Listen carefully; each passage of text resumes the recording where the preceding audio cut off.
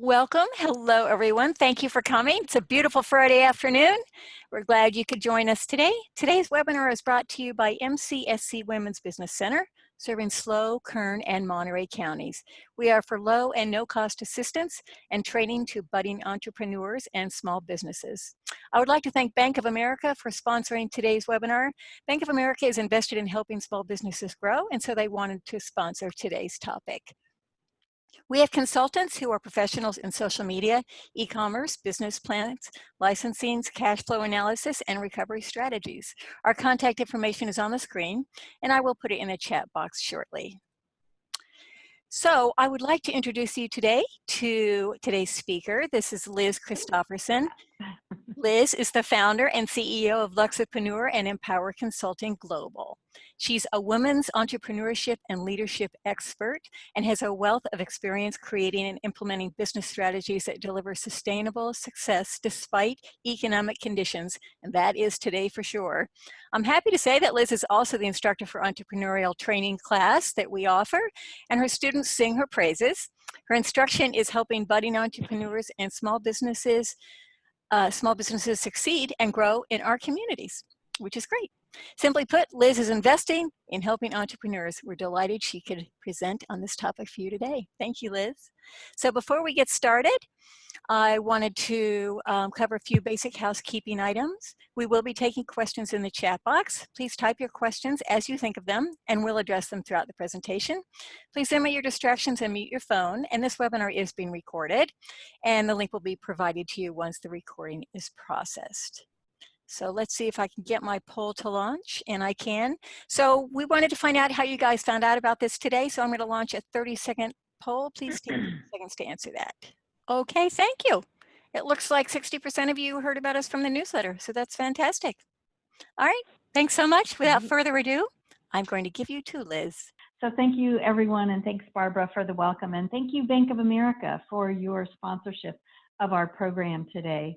So a while back when Chuck and Barbara and Charlene and I were talking about, planning out this session today, we talked about, gee, what would the conversation look like in October if we were still in the scenario that we're currently living with regard to COVID and the political things that are going on and the other socioeconomic situations that are happening. So I want to share with you a little bit of brilliance that comes to me from a number of sources, clients that I work with around the country, as well as being a part of the National Women's Business Council, and just kind of doing some homework, talking to businesses and entrepreneurs and trend analysts about how far we've come during this adversity that we're facing each and every day, and the things that we might be able to do in order to grow our business. And I want to start off our conversation today, and again, encouraging you to type questions, comments into the chat box. I want to just start off the conversation and share with you that actually small business is big business right now. It's actually booming. In fact, this is a once-in-a-generation surge in startups taking place. So what we're seeing from a trends or study research side of things in the US in particular is that more and more people are starting businesses of all shapes and sizes. Some of them are business ideas intended to replace prior employment. Some of them are ideas to help people with this, having a side gig while they have a full-time job. So there's lots of different things happening in relationship to this idea of being an entrepreneur and being a business owner. And what we're seeing here is that e-commerce is expected to grow significantly. And for those of you that don't know, e-commerce is online shopping. It's tech-secure transactions and data. There's services that are being provided that help small business owners create contactless experiences. Virtual communications, like the tool that we're using now, are increasing in use. Cybersecurity and safety is a huge, huge business right now, and anything related to personal safety, security, health, and well-being. And on the screen right now, you'll see a wonderful, wonderful lady who was part of one of my Explore Design Launch classes, a class that I taught for Mission earlier this year. Her name is Carol Brown. Her company is called Gold Coast Express Registration, and what she does is she helps people register their vehicles through the DMV. Now, all of us know how challenging that can be to get an appointment with the DMV and to actually have to wait for that appointment, and then you get there and you stand in line. It's quite a process. And so Carol has been trained and created a company that helps bypass that for you. So she started her company. She came to us with this idea. She went through our Explore Design Launch class, worked through her business plan, started to get her website going, started doing her marketing initiatives and completing her licenses and all the things you need to do to start a business. And she's done very, very well. So Carol is a really good example of that small business boom that's taking place right now. The other thing that we have to be aware of is that this whole thing around COVID has truly changed not just our homes, but the world. And so lots of folks are wondering what the future is going to look like and how they can prepare their business. I'm going to share with you some things that we've learned. And first and foremost is that sick people need to stay home. So, and that comes in particular to employees. So business owners are finding that in the past, maybe where sometimes someone came and they didn't feel well, they still went to work. But in today's world, we need sick people really to stay home. The other thing that business owners are finding is that those who have bricks and mortar facilities where the customer or the employees have to come and physically be in the space, that open concept, right, that cubicle nation, if you will, isn't going to work with the health and safety requirements that we need to follow now. That social distancing is becoming an important part of planning out space from a business perspective, even when it comes down to retail shops, right? Retail shops, restaurants, beauty salons, businesses where the customer actually comes in are having to rethink the space that they have, how they can use the space that they have to create safer space for their clients or their employees to work and to conduct business. The other thing that we've learned is that remote work is actually doable. That remote work from home is a highly desirable benefit to offer that up-and-coming millennial who's looking for the new opportunity, the opportunity that's going to take them to their next level of success. So for those of you who have employees and you're wondering, gosh, how is this remote working for us? Some of the things that I suggest is that you look at the ways that you're communicating, the ways that you're holding each other accountable, the ways that you're supporting this new scenario that we have to work within, and how you can continue to offer that for as long as possible. They're talking about as things begin to shift in the world, the dealing with COVID, the economic situation, the election being completed, that people who are highly talented, highly skilled, highly desirable workers will begin to shift, that they're going to begin to look for that next great opportunity. And for many of them, many more than we ever thought possible, remote or work from home or some kind of a hybrid shift where they work a couple days in the office or at your location and they work the rest of the time from home is going to be one of the benefits that they're looking for. The other thing that I think is really funny, this idea that clean freaks were right, that people are now much more conscientious and aware of keeping things clean.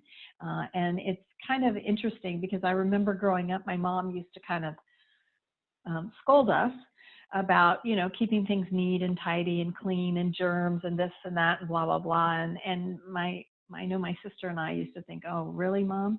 But now we kind of are joking that, wow, Mom really had something. She really understood how important it was for us to be more conscientious about just the possibility of illness, and in particular this one that has hit the whole world so hard. The other thing that we've learned about this whole COVID situation is that we need to be more prepared for the worst, right?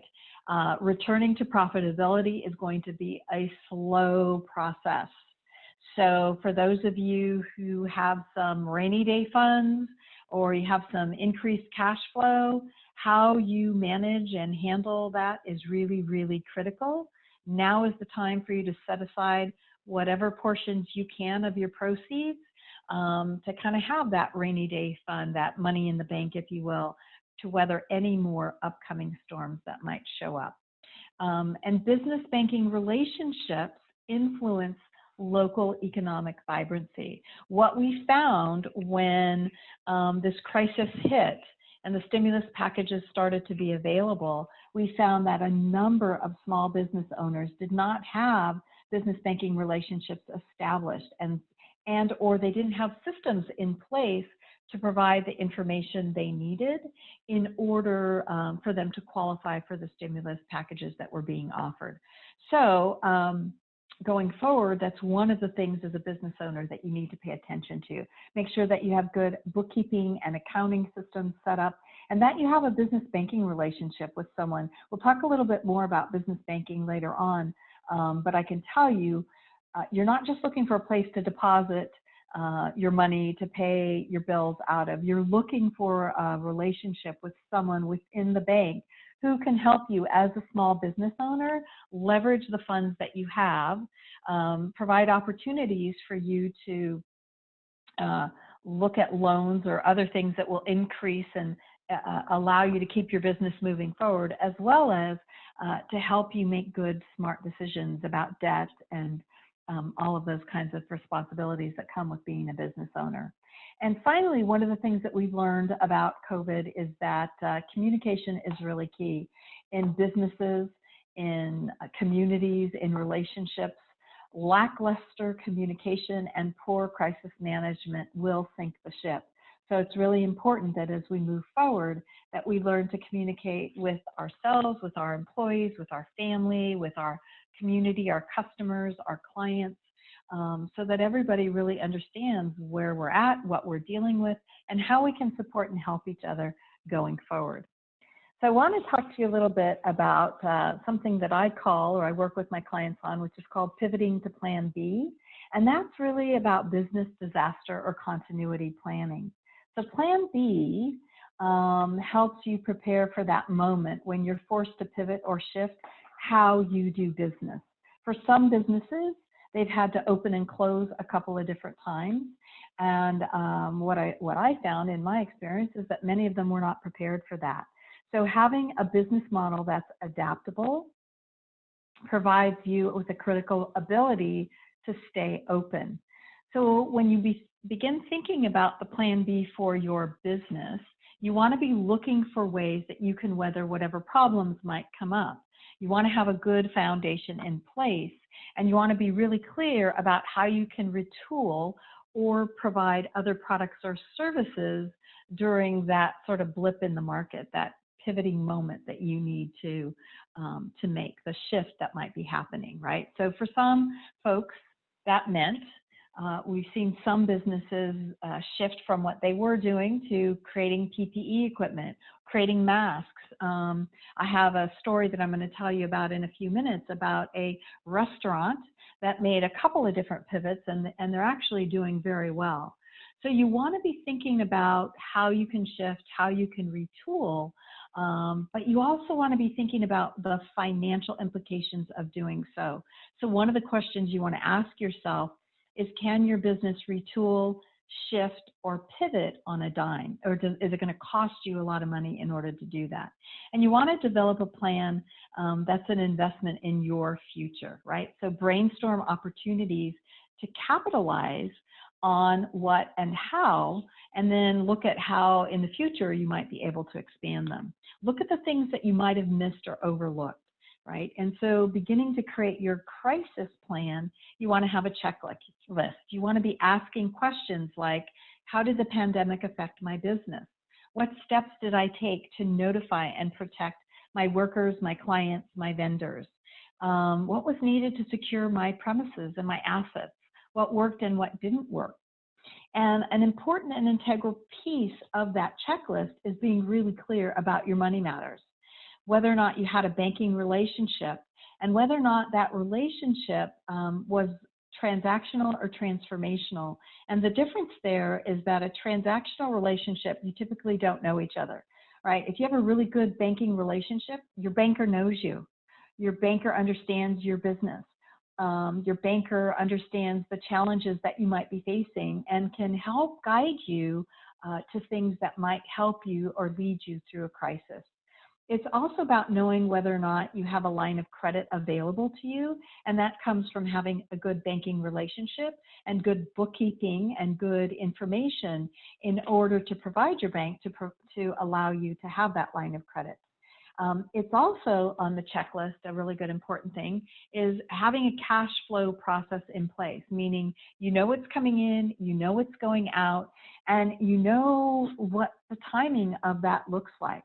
It's being sure that you can focus on having sufficient cash to pay the bills that you absolutely need to pay, and being willing to have conversations with vendors or suppliers around how to receive discounts, how to negotiate paying for services or products over time, really leveraging the cash that you have to the things that are most important to keep your business going forward, as well as understanding from your customers what the likelihood is of them paying their bill to you on time and in full, or if that's going to get delayed in any way, shape, or form. You may notice if you have relationships with some larger businesses right now, that right now many of them are conducting what we call cash flow surveys, meaning they're asking customers who pay, say, on a monthly basis for a service, what the likelihood that they'll continue using that service and paying for that service is in the next 6 months. And again, that's a way for that business owner to understand, oh, okay, if X percentage of my customers are probably not going to renew, then my income could go down. I need to be thinking about what I can do to generate more income if that happens, right? Having a relationship with an accountant and an attorney or a bookkeeper, those are really good relationships to have in business. And again, if you have a really good situation, they know you, they know your business, and they understand how they might be able to help.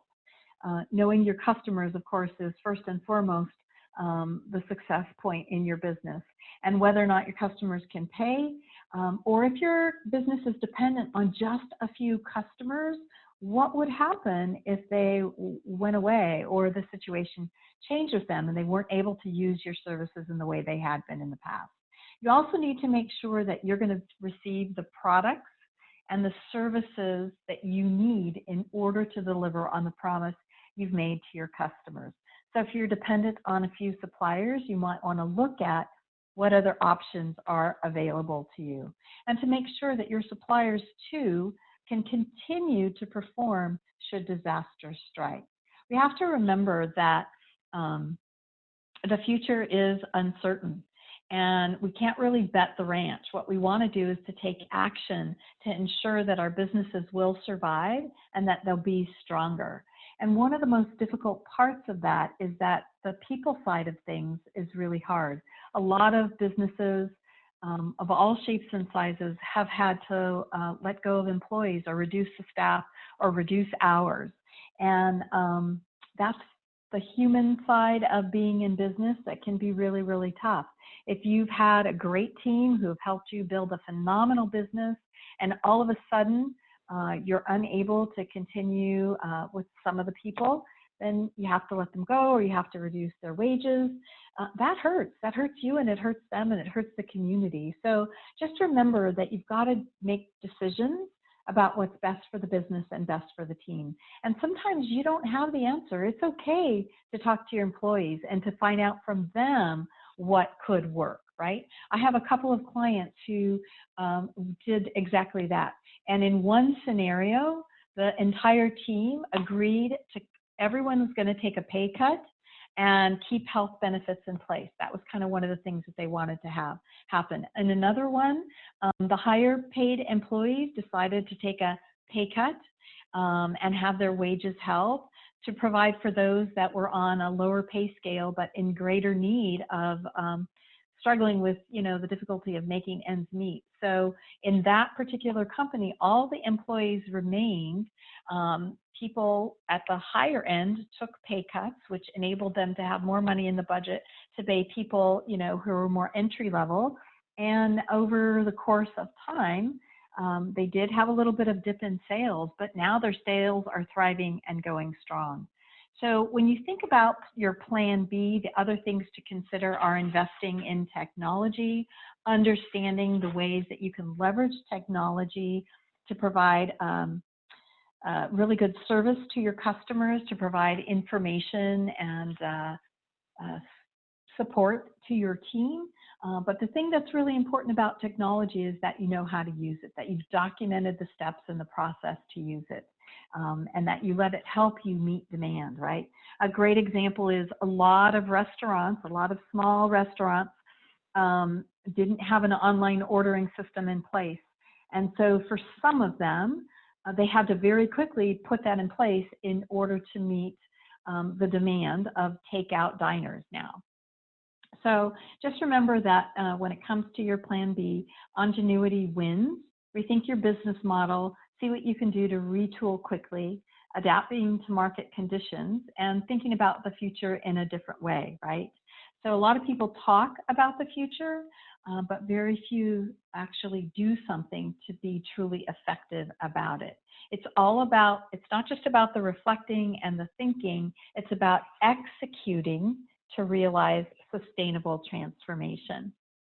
So let's talk about how to pivot and retool, right? So this example that I'm giving you is a client, and this is the story of their pivot, right? So we asked them a couple of different questions. What are your goals for the new reconfiguration? What are the core elements of your offer or your product or your service that you want to keep or design this retool or pivot around? What are the pieces that need to be removed? And how can you expand on that original offer using building blocks from other aspects of your business? So in this particular situation, this is a restaurant, a great restaurant in a vibrant sort of a upscale community, a big city, right? And at one point in time, the restaurant was doing so well that they opened up a catering side to the business and several food trucks associated with the business. So before COVID, they were a restaurant where you could come in and get a great meal. They did catering for large events, and they had food trucks that would do these pop-up events around their town. Once COVID hit, immediately we had to look at all the financials and look at the business and marketing strategy and say, okay, well, the restaurant is shut down, the catering is shut down, all these events are being canceled, the food trucks, we can't really use right now, so what can we do? So we looked at where there was the greatest need in their community, and it turned out that because of the impact of COVID, all of the first responders were working lots and lots of hours. And so they figured out a way to safely create meals for first responders. So they started to make these meals in their kitchen, which they used for the restaurant, they used for the catering, and they used for the food trucks. And they created these meals, and they contracted with their city to provide meals for first responders at police departments, at fire stations, at hospitals, at places where these employees were being called to service, called to work, so much so that their needs as far as food were concerned, were in jeopardy of being met in a healthy and a good way. So that enabled them to use their food trucks to deliver these meals for first responders. Well, a homeless shelter got wind of that and said, hey, whatever you're making that's extra, instead of throwing it away, can you please, help us out? Well, they did. They started to create meals for the homeless shelter. And through that experience, the owner of the restaurant learned that some of the people in the homeless shelter actually, needed some skills. They needed to learn how to do some things so that when everything changes, that they could begin to look for jobs. And so the owner of the restaurant created a work readiness program. So some of the people from the homeless shelter now come to the kitchen of this restaurant, and they're learning how to cook, how to be different. I'm not someone who has worked in a restaurant, so I don't know all the different roles, but they're getting the opportunity to learn the different roles that are created when you work in a large kitchen, a large restaurant kitchen. They're learning about, how to prepare meals, how to package, safety, all of those kinds of things. And so this Meals for First Responders has become Meals for Homeless Shelter and the Work Readiness Program, which led to providing meals to the school district for children in poverty neighborhoods. And what's really cool and really exciting about that piece of the puzzle is that they're still doing the first responders, they're still doing the homeless. Now they're providing meals for children and families in these poverty neighborhoods through the school district. So the meals are getting made, they're getting loaded in the trucks, they get delivered to the school or the location that has been arranged within the neighborhood. And through that process, again, a question came up. We really need to teach these families about nutrition, about, shopping, about buying the right ingredients when they go to the market so that they can cook healthy meals for themselves. And so they started teaching in a virtual setting. So they have this virtual setup in the kitchen, and you get to see them actually making whatever it is they're going to package and send to them later that day. And it's really kind of a cool thing. And that led to creating a kids' favorite recipe cookbook fundraiser. So they have this fundraiser that's happening right now, and all of the money that comes in from that fundraiser goes back to the school, goes back to the homeless shelter, goes back to the community that's very much in need. And all of that has led to a broadcast opportunity for them. So they're looking at the possibility of becoming a virtual reality TV program in the near future. So one of the things that I have learned, and I would imagine all of you have learned through this whole COVID thing, is that community is everything to each and every one of us, and especially to small business. So across the country, in the midst of the worst economic pressure, serving communities has become a big thing. We're seeing it bloom in a really big way. Restaurants are feeding the hungry. Businesses are coming together to provide PPE. National retailers are supplying or donating supplies and much, much more. And local groups are rallying with things like GoFundMe pages to support businesses and employees and all kinds of other good things. So funds and goods are being collected and distributed to those in need. So in the light of this community thing, as a business owner, you're being called to service, to be a crisis leader, right? To have your plan, to take action, to model the way for others, to show courage and vulnerability, visibility, authenticity, to reflect, to reach out, and to be steady during this crisis, right? You have an opportunity to listen to your community and to be transparent. The support you provide now has never been more important. The goodwill that you're going to create as a result is the best marketing and advertising your business can ever have. And I want to share with you this amazing woman, Nikki Williams. She's a great tie-in to this concept of creating community. Nikki's company is Access to Motion Dance. And Nikki came to us again. She's one of the Explore Design Launch students we had earlier this year. Her community is the military. She grew up in the military. She understands what it means to have to move around. And for her, dance was one of the outlets that allowed her to deal with all that comes with being part of a military family and having to move around, right? Not having, roots, if you will.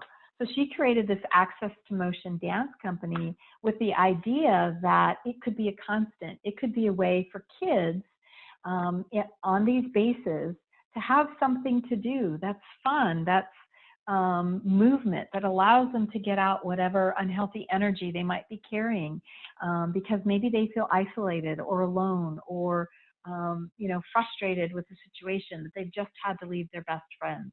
And so she came up with Access to Motion Dance Company. And with the COVID situation, she has increased beyond just the kids. She's also offering classes for adults and doing so virtually. So she is a great, great example of someone who had a business idea, understood the needs in her community, and is evolving it to continue to create and provide support. And she hires people within her local community to actually deliver the dance according to the training that she provides. So I want to talk about a couple of things from a trends perspective so that you understand some of the things that are going on in the world. So social buying and stay-at-home ordering is one of the big things that's happening. It's on the rise, and basically, of course, right, we're all stuck at home, so we can shop online to get, many of the things that we need. And what's important here, though, is to understand that consumers are discussing in forums and vouching for services to their social followers. So connecting with fans on social channels is a way to encourage social buying. And you want to make sure that your business has a really good relationship or connection with the people that you are in contact with online, so that the customers that you were doing business with in person, that you're reaching out, that you're connecting with them. Your Facebook business page or your personal page or wherever you're at on social media. It could be LinkedIn, it could be Twitter, it could be Pinterest, Instagram, it could be YouTube. I know Mission has a great YouTube channel. Lots of wonderful, wonderful training programs are there. And so it's another way for them to serve their community, right? The other thing that I want to share, which is in relationship to this, is about e-commerce. When you're thinking about e-commerce, right, making your products or services available online, you want to think about the experience that the customer is having. Research tells us that consumers are creating new online buying habits right now, and 28% won't follow through with the purchase if they feel like there's too many steps, too many choices, or it's too intrusive. So you want to keep your e-commerce steps, process, if you will, simple. You want to make sure that it's easy to access within a few clicks. And you want to make sure that your keyword search, right, that you know what the words are that will bring customers to you. You want to know what your most visited pages are on your website.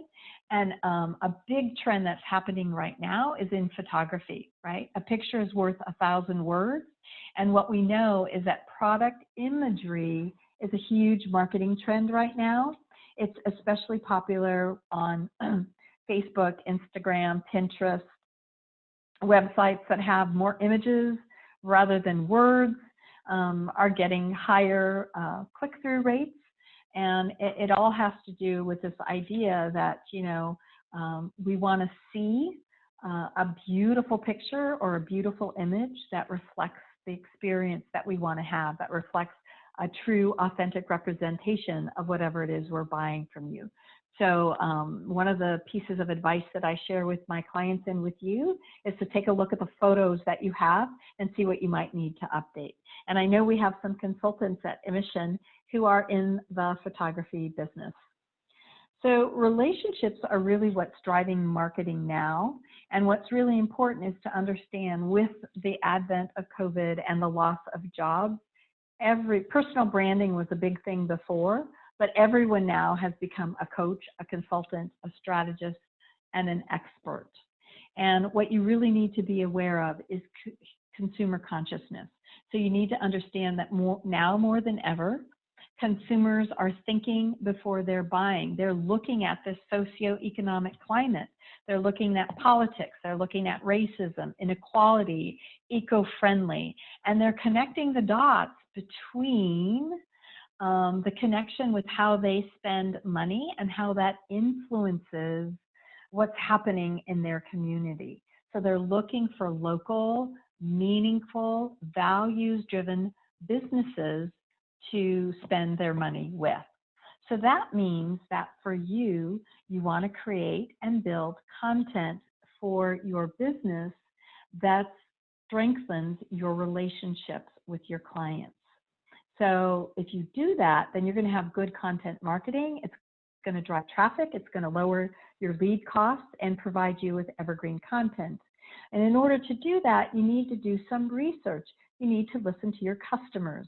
In the same way that I shared about the restaurant that turned into providing meals for first responders, providing meals for homeless, providing meals for the school district, that came from listening to the people that they were doing business with. It came from listening to customers who said, have you thought about this? Or there's a need here. How could you fill that, right?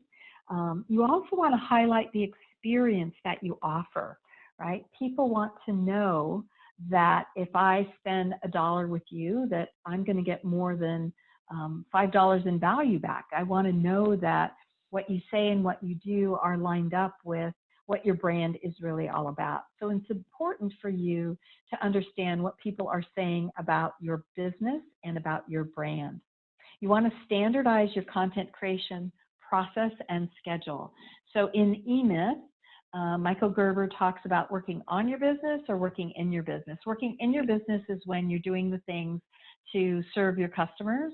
Working on your business is when you're doing the things to take care of your business, like creating social media marketing content, writing that email, updating your website, taking time to think about what your pivot would be and what your financials look like in your business. So with all the time that we have, we really, if we set a schedule where we have a certain amount of time where we're working on our business and we honor that appointment, there won't be a roller coaster ride as far as our marketing and sales go. We'll be on a steady stream building momentum. The other thing to think about with regard to marketing is to use multiple content formats, right? So take one piece of content and look at what you could do with it. Can you create webinars or podcasts? Can you use it as a social post? Can you use it in email? Maybe it's something that you're going to put on your website, but whatever you're creating from a marketing standpoint, look at all the different places that you can maybe adjust it or adapt it to leverage what you have.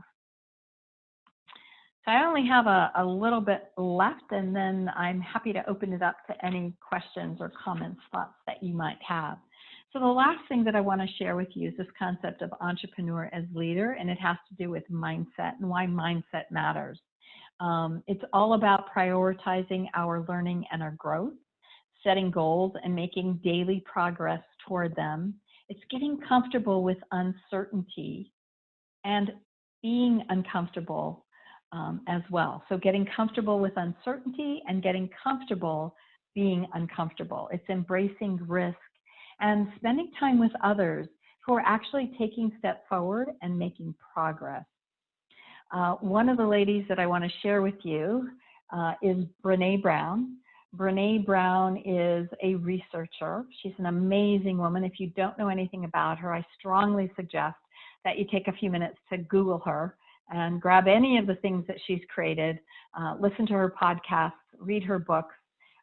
It truly is just something that she's teaching us about as human beings, authentic, visible, vulnerable, courage. It's really about who we are and how we show up and why it matters, right? It's helping us to learn about the pieces of being human that we face in times of crisis. And it's really important for us to understand that when we connect ourselves, our being, right, with our business and our marketing, and we're focused on being authentic, being visible, being vulnerable, being courageous in who we are and how we show up, then we're creating lifelong transformational relationships So Brene says that loving ourselves through the process is the bravest thing that we can do. And I truly think that this is a moment in time when we're calling on each other and ourselves to be very brave. So those of you who run know about the concept of hitting the wall. And what I'm hearing a lot from folks right now is like, I really feel like I've hit the wall. And hitting the wall in running means you get to a certain point in a run. Let's say if you're a marathoner, you're out for 5 miles or even a mile. Athletes have this happen too. You get to a certain point where mentally, physically, emotionally, spiritually, you feel like you're falling apart. And it's hard, right? You feel like every step is just so heavy and painful, and your mind is wanting to shut off, and your spirit is dampened, and physically there's just this burden, right, that you feel like you're dragging forward. And for many of us, we've hit that COVID wall. So to hear that it's going to be around for a bit longer is a little bit of an alarm, right? The alarms are going off. But what we need to recognize is that we're hardwired to evolve. We aren't born infants and stay infants. We actually go from infancy to adult. We go through learning and growth cycles. And there's this dynamic tension that happens when we're about to experience growth. So when we're saturated in our comfort zone, we begin to feel the need that we've got to break through and move to the other side. We've got to rise up. When my oldest child was little, before she started walking, we could see in her face and in her body the frustration, the confusion, the fear that she felt about actually taking steps. And what we realized is that as long as she could hold on to mom and dad, she could walk. But the minute we let go of her, she would sit down. So my sister gave her this cute little kid's necklace, and somehow she managed to grab hold of it. And in grabbing hold of it, she felt fully supported. She thought she was holding on to someone. She stood up, and in moments, she was taking her first steps. And once she realized she was taking her first steps, the smile, the joy, the enthusiasm on her face were absolutely irresistible. And those steps quickly turned into running all around the house, which was a very happy and exciting moment for our family. So just recognize that this hitting the wall process that we go through, it's really absolutely normal. When we feel critical or frustrated or bored, or we feel like we're a little off, maybe we're sad, we feel like we're stuck, right? These are all forms of fear that are stifling our creativity. And we just need to recognize this is normal, that we need to do what we need to do to begin to break through that wall, because we all experience these cycles in our life, and we also experience them in our business. So in closing, my closing thoughts to you today are really simple. I just want to remind you that we're not alone. We are very, very connected to each other, and everything that's happening in the world right now on a much bigger level than we are has impacted every human being on Earth. And the cool thing about not being alone is that we have organizations like Mission Community Services, the Women's Business Center, and teams of people there who are ready to help you out with whatever your questions are, whatever you need to either break through that wall or to pivot, to strategize, to find your banking relationships, get your numbers in order, create your plan, brainstorm your social media, your website, whatever it's going to take. What we do now will determine our future success. And so I want to encourage you, instead of being in contracting fear mode, waiting for things to get better, get proactive. Find creative ways to market your business and to make sales. Don't allow fear to freeze you and to veer you off of your plan completely. Think about how you can pivot into a new future. The future has already changed. Industries, entire industries right now are changing how they operate. And the way that we've been doing business probably needs to change too. I know it has for me. So think about that now. and think about what's going to help you as you begin to make forward. And if you need help with that, please give us a call. Barbara and the team at Mission are always more than happy to connect you to one of the many consultants who are available. I'll close with this quote from Brene, because I absolutely love her and I love her work. And just remember that courage is courageous. Every time we choose courage, we make everyone around us a little better and the world a little braver. Happy to look at what comments we have in the chat box. So MCSC is keeping me sane through these times and the process of starting my business. I love that. That's great, Gay. I'm glad to hear that. Thank you. Thank you for joining us today. I just wanted to let you guys know what we have coming up. Thank you so much for leaving us on such a positive note, Liz.